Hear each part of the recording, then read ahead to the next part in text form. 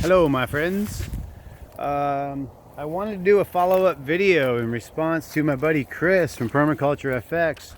He did this video about panadol, which is right here. This wonderful low-going sprawling ground cover that is extremely wonderfully fragrant. We've been getting so many questions about this plant and does it deter snakes, does it deter rats and all that. And I think if people understand the way we're using it and how we came up with why we're using it the way we're using it, might clear some things up. So this is kind of a follow-up video to the panadol video, talking about rats and mice and stuff. What we came up with a couple years ago, my buddy Keegan was over here and we were talking about the pheromones that these plants emit when they're stressed. They send that signal out there and the bugs can smell it and they attack. You know, plants get weakened and we watch these certain groups of bugs move in each season, like the harlequin bugs will take out all the brassicas at the end of the season when they start to warm up. So we thought that if we could put a plant in place that would be so fragrant that it would mask the smell of that pheromone, then maybe the bugs wouldn't be able to find them.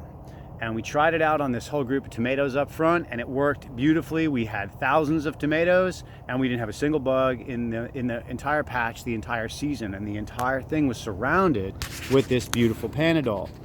When you touch it, you can smell it. I mean, that's the plant. Should be flowering pretty soon here, but it is amazingly fragrant.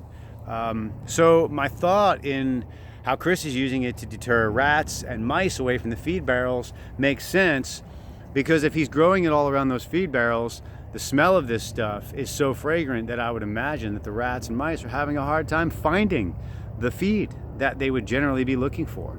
So I think if you're looking to control rats or mice or pests or bugs or anything, think in terms of blocking the scent of the thing that they want to eat by using the panadol all around it.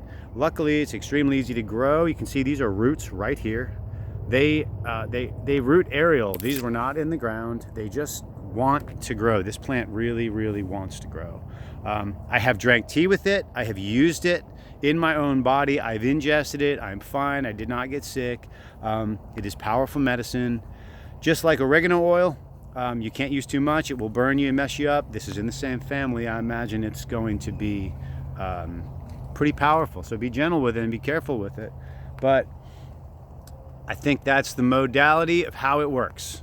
That is how it exists. It is here to mask scents on certain other things, and when used properly, I think it can be very beneficial.